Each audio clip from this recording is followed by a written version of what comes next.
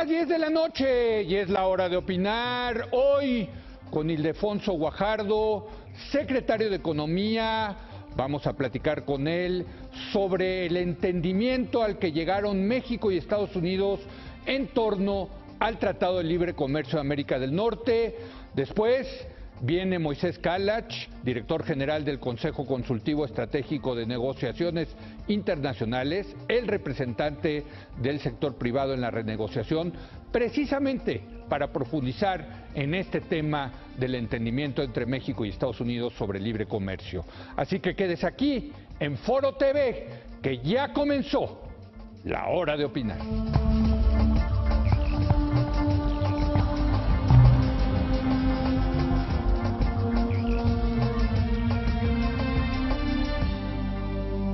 Muy buenas noches. Me da un enorme gusto recibir de nuevo en esta mesa a Ildefonso Guajardo, secretario de Economía, jefe de la misión negociadora del Tratado de Libre Comercio de América del Norte y quien ha sido muy generoso, hay que decirlo, en estar viniendo a este espacio para mantenernos informados del tema de la renegociación. Secretario Ildefonso, gracias por venir. Muy buenas noches. Gracias por la invitación. Y gracias. Prácticamente desempacados este sábado de Washington. Después de unas larguísimas jornadas de renegociación. 6 semanas viviendo la mitad de las semanas en Washington y la última fue de 11 días completos. Bueno, yo quiero decirles que cuando comenzó esto le dije a Ildefonso que llevara un récord para hacer un libro y que nos algún día escribas lo que ha sido... Pues este proceso que en realidad es muy importante porque hay que entender el contexto, y el contexto es pues que llegó un presidente de Estados Unidos con un nuevo discurso, con una nueva visión política y que dijo: yo voy a cancelar el Tratado de Libre Comercio, y que estuvo dispuesto a renegociarlo. Eso es importante, ¿no? Sí, pero yo le agregaría algo adicional, que el fenómeno se materializa en una elección con un presidente atípico para los temas de integración y de la política comercial de Estados Unidos en el mundo, pero que es resultado de que durante mucho tiempo se acumuló una, digamos, crítica de 1/3 de los electores norteamericanos contra la apertura comercial y contra la integración, y contra la migración y contra muchas cosas. Entonces, no hay que olvidar eso, porque cualquier instrumento que construyamos en esta relación hacia el futuro tiene que estar blindado por este tipo de debilidades que se fueron acumulando en el tiempo. ¿Qué ventaja tuviste antes? No quiere decir que Obama estaba muy satisfecho con todos los aspectos del TLC, pero que él dijo: lo voy a renegociar, dijo Obama, pero cuando llegó a la presidencia, siendo un presidente con una visión clara de los equilibrios, de no querer dividir a su país en un discurso de contrastes, dijo: mejor lo voy a renegociar vía la modernización del TPP, que fue una manera indirecta de modernizar NAFTA. Lo que pasó ahora es que llegó alguien sin acotamientos, de una trayectoria muy distinta a la de los balances y los equilibrios de las instituciones, y entonces trata de imponer una agenda que rompe completamente con los conceptos que tú y yo sabemos que son los estándares. Exacto, totalmente disruptivo. Ahora, en ese sentido, y antes de entrar a los detalles, pues lo que sí tenemos que aceptar, Ildefonso, de aquí en adelante, es que soplan vientos proteccionistas en el mundo. Esa es la realidad. Y lo más importante es que el país que ayudó a formar la arquitectura del multilateralismo comercial sobre esta idea de que el mundo integrado iba a ayudar a mejorar los equilibrios, a darle una dimensión distinta a las migraciones, a crear riqueza en la integración. Ese mundo, el país que lo impulsó, es el primero que lo está de alguna manera pues debilitando, ¿no? Así es. Sí, es un cambio de paradigma y nosotros nos tenemos que acomodar a ese cambio de paradigma, Ildefonso. Acomodarnos en un sentido claro, donde lo primero que tienes que poner al frente es el interés del país. O sea, eso es el acomodo. Desde luego. Déjame entrar a los detalles, porque te escuchamos, aquí estábamos viéndote en vivo en la conferencia de la Embajada, el lunes después del evento en la Casa Blanca, y tú decías: logramos que no haya aranceles ni cuotas. Ahora, viendo que Parte del acuerdo, al parecer, tiene que ver con esta cuestión del 232, que ahorita nos los explicas bien, etcétera. Me parece que ahí sí hay una cuota en el sector automotriz. Pero déjame, sí me gustaría, ya que me das esta oportunidad de ampliada, además, un poco ver la estructura integral y luego en qué sentido mi afirmación es distinta. Yo te diría, acuérdate que empezamos con posiciones clarísimas de parte de ellos y fue donde nosotros nos comprometimos con el Senado de la República con objetivos fundamentales. Ellos querían que la mitad de un automóvil fuera hecha en Estados Unidos. Ellos querían dinamitar los mecanismos de solución de controversias, ya sea debilitándolos para que no fueran efectivos o desapareciéndolos. Ellos querían tener un mecanismo de que el tratado se muriera súbitamente. Cada 5 años. Cada 5 años sin revisiones ni nada. Querían adicionalmente que las reglas de origen de prácticamente todo se fueran altísimas, o sea, 90 y 100% en cosas que serían muy dañinas para la integración industrial y la competitividad de América del Norte. Partiendo de esas posiciones que aquí les llamamos las píldoras venenosas, ¿te acuerdas? ¿No? Las píldoras venenosas, hay que observar cómo fuimos reconduciendo, inclusive en los temas de disciplinas, querían minar los mecanismos para disciplinas en remedios comerciales, hacer cosas que eran totalmente inaceptables para la OMC, la Organización Mundial del Comercio. Entonces, al arrancar esto, primero, el resultado que llevamos en este entendimiento nos lleva a haber rescatado el capítulo 20 de Solución de Control de Estado-Estado integralmente. El capítulo 11, que querían hacer un opt-in, opt-out, que ellos pudieran decir si se quedan o no, y los únicos obligados éramos nosotros, de una posición que dijimos, pues elimínalo, terminamos con un 11 que realmente protege la mayor parte de las inversiones relevantes para la economía mexicana. Y el 19, nosotros protegimos todas las disciplinas, salvamos la protección contra salvaguardas globales que estaba originalmente en el NAFTA, que fue la que utilizamos para protegernos contra cero, y logramos ese objetivo.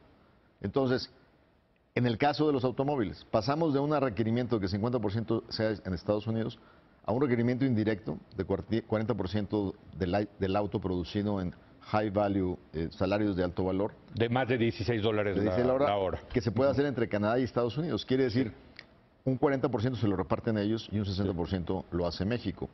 De un mercado donde tú sabes que ellos consumen 20 millones de automóviles y nosotros consumimos 1 millón de automóviles. En la terminación a 5 años, nuestra propuesta era una cláusula de revisión. Una cláusula de revisión que ahora queda cada 6 años y que cada 6 años lo puedes relanzar con 10 años de anticipación a 16 años hacia adelante. Y eso es importante, porque eso te evita volver a quedar en una situación como la que estuvimos hoy, que se acumulan tantas agravantes, que te vuelve a generar una incertidumbre permanente. Ahora, me decías tú. El tema, a ver, vamos a entrar en las cláusulas en particular. El tema de reglas de orígenes, que pasó de 62.5 a 75. En automóviles. Con el tema del 40% de hecho en países donde se paga $16 la hora. 40 para autos ligeros. Pero de acuerdo a una nota que salió en Reuters, que tú seguramente leíste, decía que hay también un acuerdo en donde a México le han puesto una cuota topada de 2.4 millones. Ahorita, si no me equivoco, exportamos 1.7 millones de automóviles.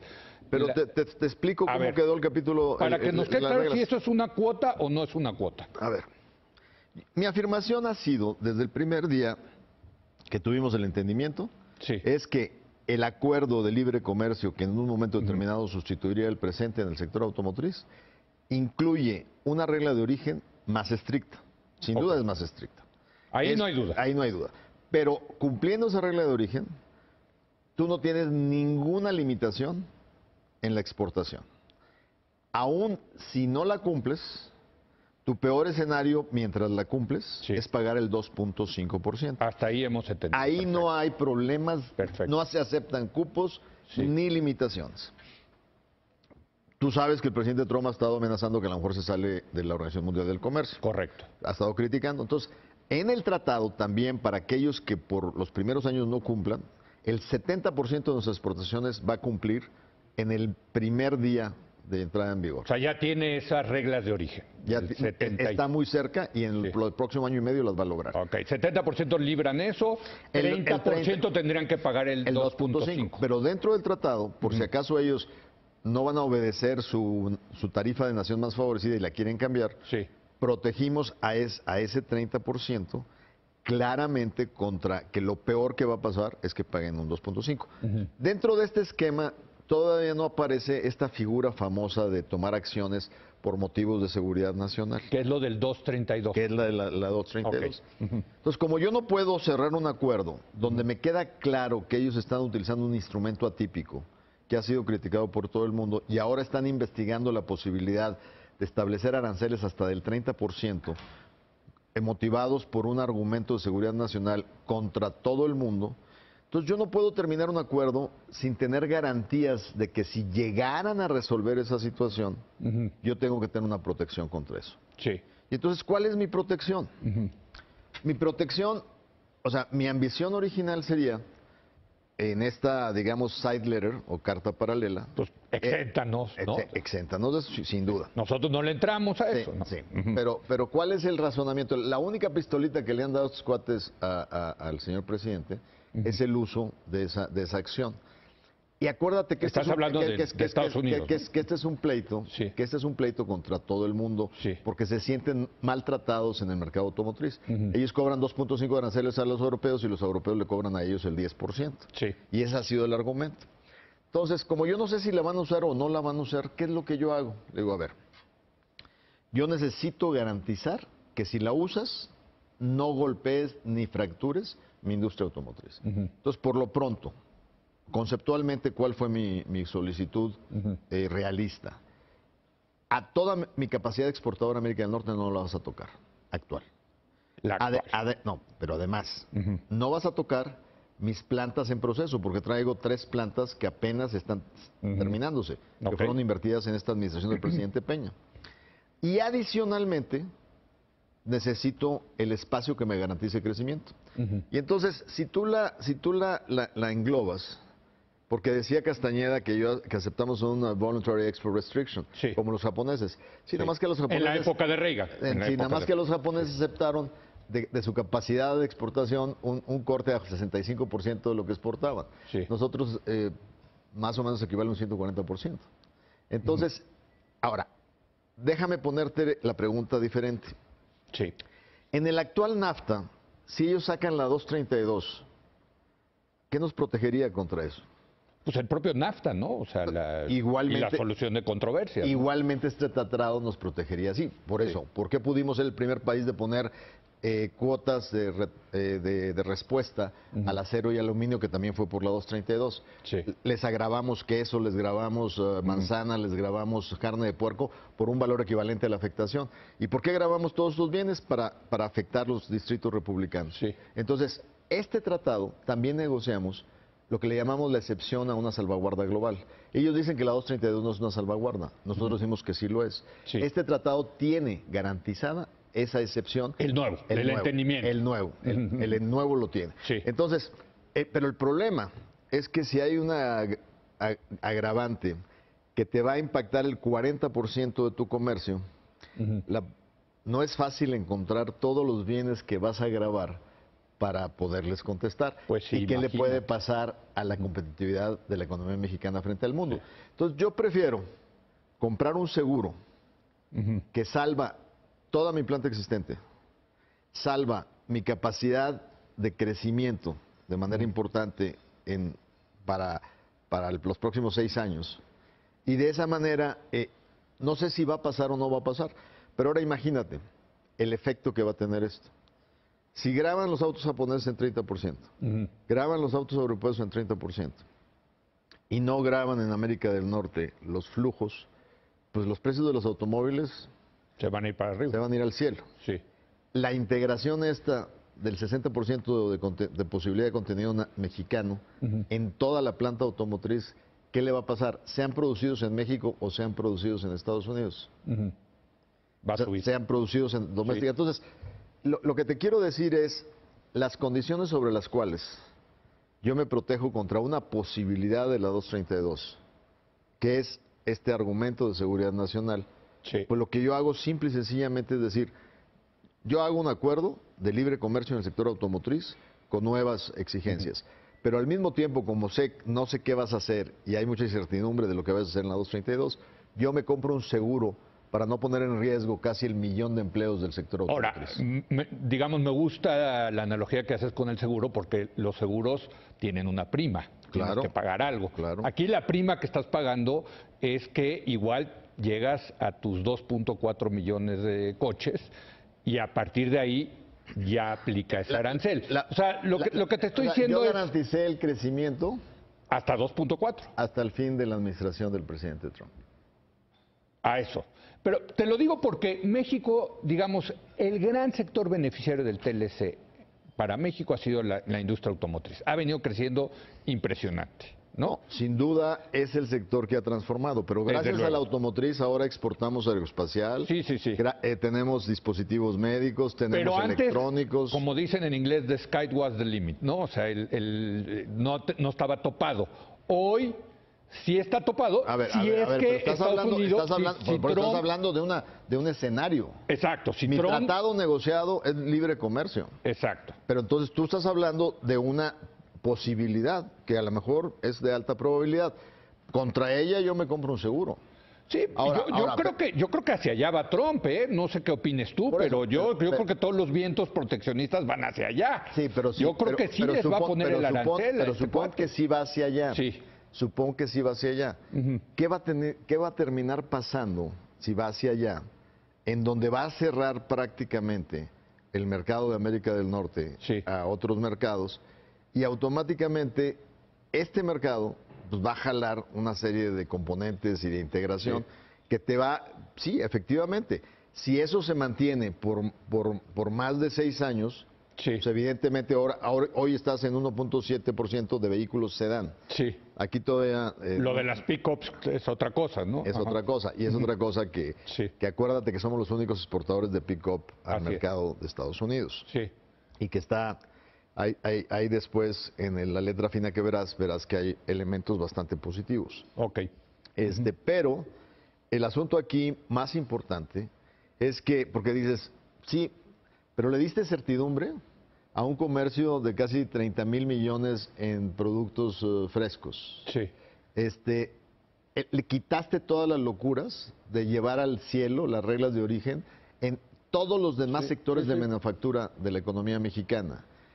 Adicionalmente, regresaste la certidumbre de los mecanismos de solución de controversias. Nosotros resolvimos disciplinas del 19 de remedios comerciales. Los canadienses hoy están peleando en la mesa el mecanismo de solución de disputas.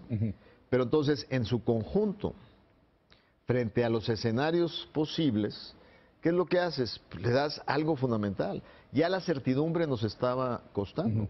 Lo que vas a observar es que si esto llega a aterrizarse y a materializarse, hay muchas inversiones que están a punto de anunciarse que no se han anunciado porque no sabían cuáles No, iban a claro, ser desde las, luego, las desde nuevas luego. reglas del juego. Y yo insisto, y por eso empecé esta entrevista del día de hoy, porque yo creo que hay que entender el contexto. Si el contexto es que vienen esos vientos, que hay vientos proteccionistas y que efectivamente viene esa tormenta proteccionista, pues cambiaron las condiciones. Y en ese sentido, si esas son las condiciones ahora, pues evidentemente vamos a llamarlo cuota de 2.4 si se... Pero es que no estoy de acuerdo contigo. No quieres llamarle cuota. No, a ver.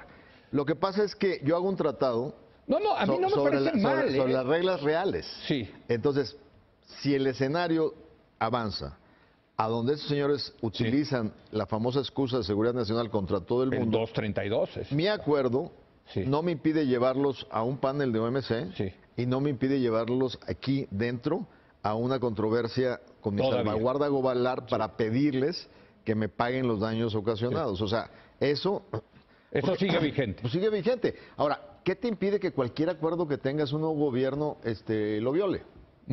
Dime, el que quieras. No, bueno, y sobre todo con este señor, digo... Pero lo mismo te puede pasar de repente con tu acuerdo con Europa Sí. y de repente pueden decidir que en un tema tienen mucho daño y que ya no te van a dejar que Bueno, pues exportes. ahí está la solución de controversias, es lo importante. Es lo ¿no? importante, tu capacidad y tu... Entonces, lo que quieres dar en los acuerdos son instrumentos que te permiten la defensa y eso se mantiene en el nuevo NAFTA. Ahora, si ellos van a hacer eso e insisten en hacerlo independientemente de que tengan la capacidad de llevarlos a una controversia, Tú tienes el side agreement, el tengo acuerdo para que paralelo. mientras son peras o son manzanas, no sufra nadie del 1,000,000 de empleados en el sector autopartes y automotriz. Bueno, vamos a una breve pausa y regresamos con Ildefonso Guajardo en un momento más.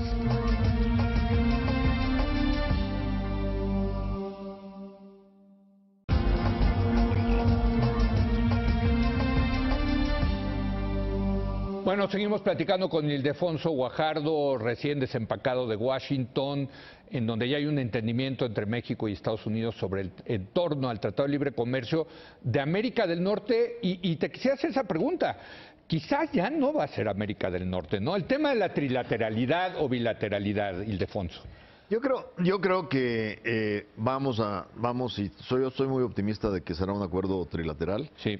Canadá regresa mañana a la mesa de negociación en Washington. Sí. Hay muy pocos temas por resolver. Básicamente el acceso lácteo al mercado canadiense, la cláusula de excepción cultural que Canadá tenía en el primer acuerdo, Sí. que tiene que ver con una Ambas población... proteccionistas, hay que decir, para Canadá, en ese sentido, ¿no? Sí, Sí. son proteccionistas, pero ellos tienen un tema político importante con la gente de la parte francesa, sí. parte francesa de De Canadá. Quebec, ¿no? Claro. Los quebecuas, y que no es un mercado muy grande, Sí. pero que bueno, y de alguna Políticamente manera, pesa. sí. Y además es más un discurso político. ¿Tú sabes cuántas veces han hecho uso de la cláusula de excepción en los veintitantos años No, de NAFTA? no tengo idea. Nunca. Ah, bueno, pues mira. Nunca han hecho uso, porque el mismo tratado te obliga a compensar si haces uso de la cláusula. Ok. Y adicionalmente, el tercer tema es que dentro del capítulo de remedios comerciales, ¿El 19? el 19, nosotros nos pusimos como tarea sacar una muy buena cláusula de excepción a salvaguardas globales, Sí. defender las disciplinas comerciales, porque en la bola de saque querían meter metodologías para investigaciones que no son aceptadas por la OMC. Entonces corregimos todo el lenguaje de disciplinas consistente con el multilateralismo comercial. Y adicionalmente, acuérdate, eliminamos la famosa cláusula de estacionalidad donde querían hacer investigaciones fast track contra productos perecederos mexicanos. Agropecuarios. Y la eliminamos. Entonces, nosotros neutralizamos esos tres temas del área de disciplinas de remedios comerciales. Dime una Y el cosa, trabajo de los canadienses es defender la solución de controversias. La solución de controversias, el que en el tratado todavía vigente actual es a través de paneles trilaterales, así queda, porque entiendo que Estados Unidos lo que quería era que muchas de estas cosas se resolvieran en tribunales estadounidenses. Bueno, acuérdate que son tres capítulos. Pero tú estás hablando del de remedios comerciales. Sí. No, el de remedios comerciales, lo que pasa es que, ¿de qué se trata la parte de solución de controversias? Te dice, cada país tiene sus leyes para las investigaciones sobre prácticas desleales en el comercio internacional. México las tiene, tú las aplicas, cada uno tiene sus leyes. Sí. El capítulo no tiene que ver con que respetes formas distintas o leyes distintas, sino una vez que resuelves, los miembros de NAFTA tienen derecho de integrar un panel para que revises si tú aplicaste correctamente tus propios reglamentos y marcos legales. Sí. O sea, que no le metiste chanfle a la determinación. No quiere decir que te evalúen con otro tipo de reglas. Entonces, lo que no quiere Estados Unidos es que haya un second guessing, o sea, una segunda evaluación de cómo aplicaron ellos sus propias leyes. Sí. Y eso es lo que está dirimiéndose. Y acuérdate que esa fue una aportación de los canadienses para poder integrarse en el primer ¿Y entonces tratado. cómo va a quedar? No, eso es lo que está... Eso es lo que está Son los con- tres temas que están ahorita en este ¿Y caso. cuál es la postura de México en cuanto a la postura de Canadá en el tema de controversia? Nosotros fuimos muy claros con nuestros colegas canadienses. Yo tengo una muy buena relación Sí. con la ministra Chrystia Freeland. Y déjame decirte, no solo en ese tema, en todos los temas, yo la he mantenido perfectamente coordinada, informada. Te recordaré que en mayo, cuando de repente se voltea el tema de reglas de origen automotriz y se empieza a hablar de esta área de alto valor de salarios, tú entenderás que es una que narrativamente le conviene más a Canadá, Sí. ¿no? Narrativamente. Y bueno, pues a mí me queda claro cómo había estado el cambio de estrategia. Yo, en la mesa de negociación, pues, si un país se mueve en un sentido de su interés, pues yo no le voy a ir a reclamar al país que por qué no me platicaste cómo ibas a jugarla, ¿no? Sí. Sin embargo, yo me fui a ver a mi amiga y le dije, mira, bajo estas circunstancias yo voy a tener que aterrizar mis intereses en todos estos temas así. Y a partir de ahí, cada vez que yo tenía bilaterales y ella tenía bilaterales, nos intercambiábamos puntos de vista. Así es que hoy no es la diferencia. Y en el capítulo 19 era claramente entendido que yo tenía tres prioridades: eliminarse estacionalidad, proteger las disciplinas, cómo aplicarlas, y adicionalmente hacer una cláusula de protección contra salvaguardas muy fuerte. y por lo tanto a ellos les tocaba la defensa, del otro. porque es políticamente el papá de eso, fue Brian Mulroney. Claro, se llamaba la cláusula Mulroney, ¿no? De hecho. Exactamente. Ahora, entonces tú estás confiado en que Canadá, si en algún momento, digo, no se subió el viernes, ¿no? Que hubiera sido ideal, pero Lo que pasa se va a ir, se puede subir al tratado, aunque Trump ya le anunció al Congreso que hay un entendimiento con México. A ver, el entendimiento, si tú lo lees bien, Sí, está muy cuidado porque dice, estamos notificando sí, que tenemos la intención de firmar un acuerdo trilateral. sí. Canada willing. O sea, Sí. o sea, ahí se protegen. Sí. Que- Pero la solicitud va sobre un acuerdo trilateral. Ok. Que puede, sin duda, con la manera como la Casa Blanca hace estrategias, Sí. tratarla de utilizar si llegara a tener que ser diferente. Ujú. Pero ese puente no lo vas a cruzar hasta que en las próximas semanas te definan dónde están las cosas. Ahora, lo del viernes, Sí, a mí me quedó muy claro desde el lunes que el viernes era una fecha límite para que esta notificación fuera enviada, que nos permita a México, en esta administración, ujú, plasmar la firma. El hecho que la notificación se haya logrado te da esa posibilidad. ujú. Pero como tienes 30 días para hacer la letra fina que vas a entregar formalmente Ok. al Congreso y a la opinión pública y a los congresos, más bien la pones disponible en Internet. Eso es lo que se está redactando ahorita, digamos. O sea, se está haciendo Sí. la limpieza legal de los Sí. textos, las traducciones, todo lo que esto implica. Sí. Y que de hecho a mí me sirve también para que quede claro frente a la opinión pública mexicana, Ok. que los tres países saldremos simultáneamente Ujú. una vez que se acabe la limpieza legal y una vez que se hagan las traducciones, incluso como fue una negociación hecha en inglés, si por alguna cosa se retrasan las traducciones al francés y al español, Sí. pues inmediatamente en 30 días suben los textos en inglés y serán seguidos inmediatamente Ok. cuando estén las traducciones al francés y al español. Déjame preguntarte, ¿tú estás confiado en que Canadá sí se va a subir a esto? Yo supongo que lo tendrá que hacer en este mes, ¿no? Digamos que se está... No, el límite porque los textos Sí. se tienen que entregar el 30 de septiembre. Por No, eso, se tienen que subir el 30 de Entonces septiembre. tiene que ser este mes de Así es. septiembre, ¿no? Ahora, vamos a suponer, y tocamos madera, aunque esto es cristal, que no se sube Canadá.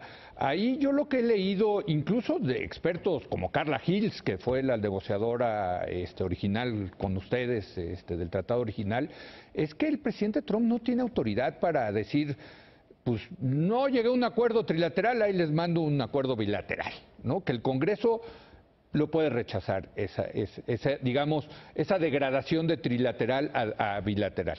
Hay un debate, digo, sin duda el presidente Peña ha sido enfático. Sí. Que Sí, que quiere en Canadá, el claro. valor de la etiqueta es trilateral y Sí. tiene mucha importancia. Ahora, yéndose ya a la diferencia de opinión, algunos congresistas opinan como Carla Hills, Sí. pero la Casa Blanca no opina lo mismo. Y O eso sea, es hay un poco disputa, digamos. análisis de abogados. Sí. Yo tengo un grupo de abogados que me están haciendo análisis en Washington Ok. y aparentemente encontraron un antecedente de una negociación que empezó plurilateral y que terminó siendo varios bilaterales. Ujú. Fue algo que durante la época del presidente Bush, Hay precedentes entonces. estoy confirmando si eso así fue, porque de haber un precedente, pues parecería favorecer la interpretación de la Casa Blanca. Ahora va a depender finalmente el Congreso soberano y decir, bueno, ¿no? Ahora, fíjate que el tema no es tanto la legalidad. Sí. El tema es qué le pasa a las probabilidades de aprobación Sí, exacto. si el sentimiento de muchos republicanos Es que no se subió a Canadá. es que quieren a Canadá, pero tiene una razón económica detrás. No, bueno, pues el principal socio comercial es Canadá, de Estados Unidos. Pero económica en valor de lo negociado. Sí. Por ejemplo, te doy ejemplos. Nuestro mercado de salud en relación al PIB es del 6% del PIB mexicano. El mercado canadiense es del 11%, Ujú. con un PIB superior. Sí, y eso es enorme negocio para Estados Unidos que le ha Claro, de exportar claro. muchísimas cosas para ese negocio, ¿no? Así es. Así es. Ahora, yo creo que esto es importante y lo hemos discutido mucho en estas mesas y en otras que he estado presente. Tenemos un TLC, vamos a llamarlo 1.0. Sí. Con el TPP y la actualización íbamos a tener el TLC 2.0, iba a ser un TLC superior, ¿no? Una versión superior. Llega Trump y lo que amenaza es un TLC 0.0, es decir, no TLC. Entonces, la pregunta es, este entendimiento donde se está redactando el punto fino ahorita, muchos han dicho quizá un TLC 0.7, 0.8, o sea, es menor al que tenemos actualmente, pero finalmente, frente a la amenaza de tener un 0.0, pues vamos de ganancia. A ver, ¿Cuál es tu opinión, Ildefonso, al respecto? si culmina siendo el primer acuerdo comercial con el que se compromete Trump Sí. frente al mundo, va a ser una hazaña. Porque las bases y la arquitectura es libre comercio. Ok. Las bases son reglas que actualmente son válidas en la multilateralidad comercial. Ahora, Haber logrado llevar a ese campo, Ok. o sea, es realmente... Sí, bueno, frente al 0.0, A ver, pues esto es una ganancia. ¿tú pero recuerdas? frente al TPP sí es una pérdida. ¿No estás de acuerdo? Yo no haría esas afirmaciones. A ver. Y te voy a decir por qué. Quiero que, si tienes amigos en la industria química, les digas cómo ven este tratado. Me dijeron que para ellos este tratado en la industria química es 4.0. Ok. En la industria química. O sea, es por sector entonces O sea, el asunto. Los agrícolas Sí. están encantados, mejoramos la transparencia del capítulo de cuestiones sanitarias y fitosanitarias, están encantados. Y luego, no le quitemos valor a varias cosas. Primero, la posibilidad de modernizar algo que se había quedado con la economía del siglo XX, donde le metes telecomunicaciones, le metes comercio electrónico, le metes cooperación para poder lograr las grandes ventajas comparativas energéticas de los tres países en América del Norte. Le metes una serie de áreas que estaban totalmente rezagadas en este acuerdo. Sí. Pero adicionalmente a eso, hay otra cosa que como mexicanos no podemos dejar de lado. El mensaje que recibió el mundo es que en México se dio una transición de gran envergadura, Sí. muy importante, Sí. que el mundo estuvo un poco observando porque, pues, claramente para ver la certidumbre del esquema de inversiones, Sí.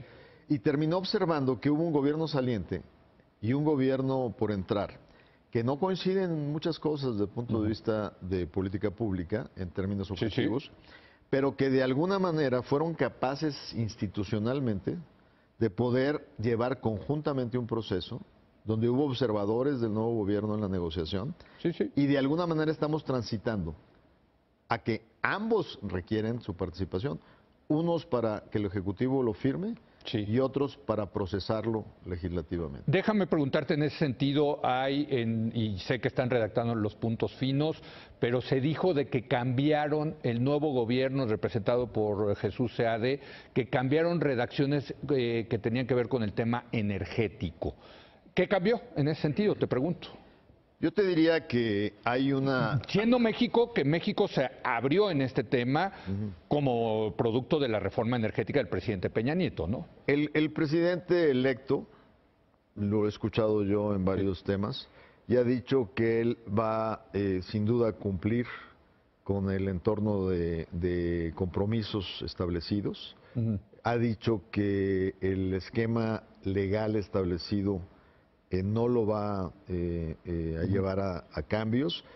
Sin embargo, operará bajo estos términos, tal vez de una manera diferente, la participación de las empresas del Estado, pero sin violar los compromisos establecidos. Los compromisos establecidos, pero a lo mejor al futuro...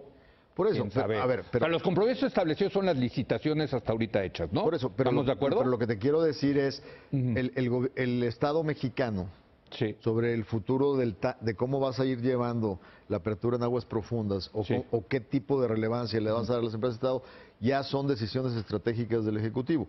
Lo que te quiero decir es que finalmente lo que hay, a diferencia de lo que había, es una reingeniería del sector que de alguna manera es muy consistente con lo que el presidente electo ha estado estableciendo. Digo, que se vale decir yo estoy en contra de la reforma energética y pero, por favor no me la blinden en el tratado, ¿no? Pues... Pero yo te diría que, a diferencia de cómo se había diseñado, pues hay una serie de enunciados que se apegan al texto constitucional y algunas cosas que tienen que ver con exclusiones. Porque acuérdate yo te quiero recordar algo que es muy importante. Supón tú que no tuviéramos la posibilidad de tener un NAFTA renovado. Sí. El NAFTA original... No tenía. No, claro. No, pues lo habían sacado. No, sí, no, perdón. Hay algo que se llama la cláusula de cremallera, Ajá. que se llama el Ratchet Clause, Sí. que literalmente dice, si uno de los miembros de NAFTA procede a una apertura unilateral, esta es capturada automáticamente por el acuerdo. Claro. Sí, entonces, ¿para qué sirve el nuevo NAFTA? Si tú la dejas como el NAFTA original y es una captura automática, sí. no tienen la posibilidad de ponerle limitantes y protecciones a su interpretación. Por ejemplo, hay todos nuevos textos para empresas del Estado. Sí. Tú requieres que no te limiten la capacidad de Pemex y del gobierno de cómo manejar a Pemex para el proyecto de expansión que el nuevo presidente quiere para Pemex y para CFE. Si tú no moderas eso dentro del acuerdo, limita, al revés, te sirve para poder reflejar toda la protección que debe de tener. Por ejemplo, Pemex y CFE. Por ejemplo, la obligación de quien invierta en el sector que ocupe 25% de insumos nacionales, sí. en acero y en... Sí, eso está como parte de la reforma. Si tú no lo tuvieras protegido, te pudieran llevar un pan y decir, de acuerdo a los contextos del tratado, tú no puedes hacer reservas nacionales. Pero por eso tienes que en la arquitectura de un acuerdo decir, a ver, mi ley me obliga a que tengo que darle a productores nacionales participación. Y eso ya te exenta de que te lleven a paneles arbitrales. Una última pregunta, Ildefonso, y quisiera regresar a esta cuestión de TLC 1, 2.0 o 0.0. Ildefonso Guajardo, jefe de la misión negociadora, ¿qué dirías? ¿En qué terminó este NAFTA? ¿Sería 2.0, 0.7? En fin, ¿te atreverías a dar un número en esta discusión de si es mejor de lo que tenemos, peor de lo que tenemos? Desde luego es mucho mejor de la amenaza del 0.0 de que terminara el tratado. En fin, te quisiera tu opinión al respecto. Yo creo que más de 24 años después de haber iniciado una nueva integración en América del Norte que ha sido sumamente positiva, que debemos de reconocer que descuidamos su mantenimiento desde el punto de vista de su sustentabilidad política. Totalmente de acuerdo. Aquí lo dijimos muchísimo. En regímenes democráticos, tú no puedes esperar que las políticas públicas sobrevivan ad infinitum en el tiempo si no haces la tarea de convencer a los ciudadanos de que son instrumentos de beneficio para todos, incluyentes. Yo creo que este nuevo tratado es tan importante y es tan superior porque le estamos dando blindaje no solo para el momento actual de las administraciones presentes. Así se vaya mañana el presidente Trump o no, los siguientes candidatos en Estados Unidos van a tener un electorado que los va a empujar hacia posicionamientos. El haberlo fortalecido en temas estratégicos inclusivos, en derechos laborales, en su protección, el haberlo fortalecido en términos de su visión y quitarle los negativos que vino acumulando en varios años, le da fortaleza y certidumbre. Y no olvidemos el valor que la certidumbre tiene para los inversionistas. Entonces, para mí, en su conjunto, con la estabilidad que presenta su renovación y con los grandes avances que trae en su modernización, sin duda, no voy a mentir, ojalá este uso exagerado de un argumento de seguridad nacional que no se sostiene, que ha sido un instrumento atípico, desaparezca. En el escenario que desaparezca, la arquitectura actual creo que es una gran arquitectura que nos puede permitir a fortalecer las cadenas de integración y hacer que este acuerdo sea más inclusivo. con un capítulo pymes, con un capítulo anticorrupción, que es el más importante y fuerte reflejado en un tratado internacional, con un capítulo de pymes, de modernización, con un capítulo que tiene que ver con derechos laborales, que están sujetos a controversia, de derechos ambientales. Entonces yo creo que en su conjunto, para lo que demandan las nuevas sociedades, y quitarle ese estigma que los acuerdos son solo para las corporaciones globales, es un acuerdo más fuerte, más socializable, con más respaldo y por lo tanto con mayor certidumbre hacia el futuro y con reglas apegadas al comercio internacional. Pues muchas gracias, Ildefonso. Independientemente de todas las controversias que se han generado en torno a lo que se ha anunciado, una cosa sí genera consenso y es la gran capacidad, la gran efectividad del equipo negociador de México, y en ese sentido, de verdad, felicidades. Yo sé que no es nada fácil, sobre todo, y esto lo digo yo, negociar con el señor Trump ha de ser un dolor de muelas, por decirlo menos. Y muchas felicidades, de verdad, Ildefonso, y te seguiremos invitando ya cuando ahora que viene la letra fina para que nos las expliques. Sin duda, me quedarán algunas semanas para pues te la puedo explicar en otra categoría. Ya vienes como analista, mi querido Ildefonso, Gracias, de verdad, Ildefonso. Gracias. Vamos a hacer una breve pausa.